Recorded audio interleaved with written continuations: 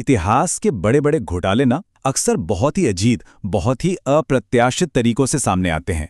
कभी एक गलत नंबर से, तो कभी किसी भूली हुई फाइल से। और इस मामले में एक एक्सटॉर्शन की जांच से, जिसका क्रिकेट की दुनिया से दूर दूर तक कोई लेना देना ही नहीं था। ये एक मामूली पुलिस सर्विलांस था जिसने गलती से क्रिकेट के सबसे काले राज पर से पर्दा उठा दिया। तो सवाल ये है कि दिल्ली में चल रहा एक मामूली जबरन वसूली का मामला आखिर क्रिकेट इतिहास के सबसे बड़े करप्शन स्कैंडल में कैसे बदल गया। देखिए, ये कहानी शुरू होती है साल 1999 में। दिल्ली पुलिस एक बिजनेसमैन को मिल रही धमकियों की जांच कर रही थी। ये एक ऐसी दुनिया थी जो क्रिकेट के ग्लैमर और चकाचौंध से कोसों दूर थी। उन्हें बिल्कुल भी अंदाजा नहीं था कि वो किस चीज का पीछा कर रहे हैं। तो चलिए जरा इस केस की टाइमलाइन को समझते हैं। दिल्ली पुलिस के इंस्पेक्टर ईश्वर सिंह को टी सीरीज के मालिक के भाई कृष्ण कुमार के फोन टैप करने का काम मिला था। फरवरी 2000 तक उन्होंने 2 नंबरों पर अपना फोकस कर लिया, एक लंदन में संजीव चावला का और दूसरा दिल्ली में राजेश कालरा का।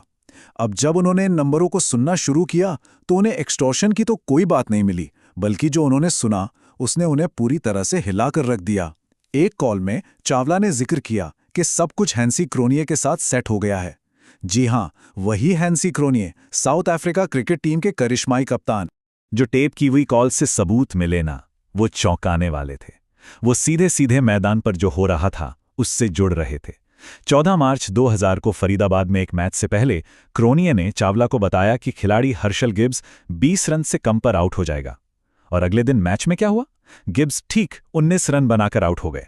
सोचिए, ये एक पुख्ता सबूत था, एक साफ इशारा कि मैदान के बाहर जो प्लानिंग हो रही थी उसे मैदान पर बिल्कुल सटीक तरीके से लागू किया जा रहा था। तो जब 7 अप्रैल को दिल्ली पुलिस ने ये सारे आरोप पब्लिक कर दिए तो क्रिकेट की दुनिया में जैसे भूचाल आ गया। और पहला रिएक्शन क्या था? जोरदार इनकार। कप्तान हैंसी क्रोनिये और पूरे साउथ अफ्रीका क्रिकेट बोर्ड ने इन आरोपों को सिरे से खारिज कर दिया।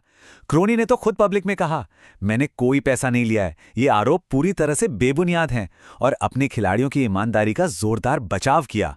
लेकिन इस जोरदार इनकार और सच्चाई के सामने आने की शुरुआत के बीच सिर्फ 48 घंटों का फासला था। सिर्फ 2 दिन। क्रिकेट की दुनिया को हमेशा के लिए बदलने के लिए ये एक हैरान कर देने वाला बहुत छोटा सा वक्त था। और फिर 11 अप्रैल को क्रोनिये का किला ढह गया।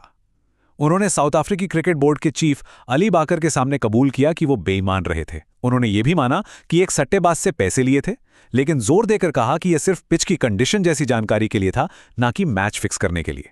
पर यह तो सिर्फ एक छोटी सी शुरुआत थी। इसके बाद जब साउथ अफ्रीका में इस घोटाले की तह तक जाने के लिए किंग कमीशन, मतलब एक जुडिशियल इंक्वायरी कमीशन बनी, तो क्रोनिये ने पूरा सच उगल दिया। क्रोनिये का कबूलनामा इस घोटाले का अंत नहीं था। नहीं, ये तो बस शुरुआत थी। उनके कबूलनामे ने करप्शन के एक बहुत पुराने और गहरे नेटवर्क का पर्दाफाश कर दिया। एक ऐसा पेंडोरास बॉक्स खुल गया जिसे फिर कोई बंद नहीं कर सका। अब यहां से कहानी एक बिल्कुल फिल्मी मोड़ लेती है। क्रोनिये की गवाही ने सीधे सीधे इंडियन क्रिकेट टीम के कप्तान की तरफ इशारा कर दिया। उन्होंने खुलासा किया कि 1996 में कानपुर में एक टेस्ट मैच के दौरान उनकी मुलाकात एक सट्टेबाज से किसी और ने नहीं, बल्कि इंडियन कैप्टन मोहम्मद अजहरुद्दीन ने करवाई थी। उस सट्टेबाज का नाम था मुकेश गुप्ता, जिसे एमके के नाम से भी जाना जाता था। इस एक कबूलनामे ने जांच का पूरा रुख भारत की तरफ मोड़ दिया। तो ये मुकेश एमके गुप्ता था कौन? सीबीआई के मुताबिक वो दिल्ली का एक सट्टेबाज था जिसने 90 के दशक में एक सोची समझी साजिश के तहत इंडियन क्रिकेट टीम में अपनी पैठ बना ली थी। क्रोनिये के खुलासे के बाद वो भारत की सेंट्रल ब्यूरो ऑफ इन्वेस्टिगेशन यानी सीबीआई का मेन टारगेट बन गया। एमके का तरीका कोई जल्दबाजी का खेल नहीं था।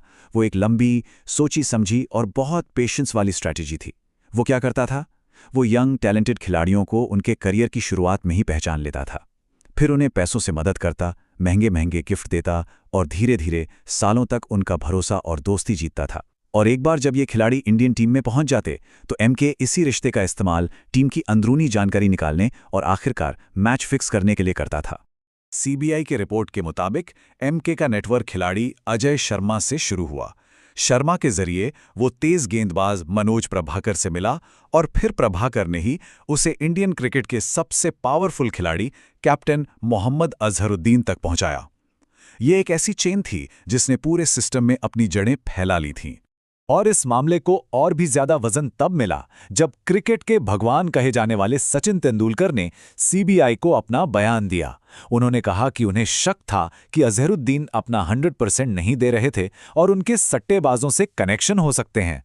ये एक बहुत बहुत बड़ा बयान था, एक ऐसा पल जिसने सीबीआई के शक को और पुख्ता कर दिया और ना जाने कितने क्रिकेट प्रेमियों का दिल तोड़ दिया।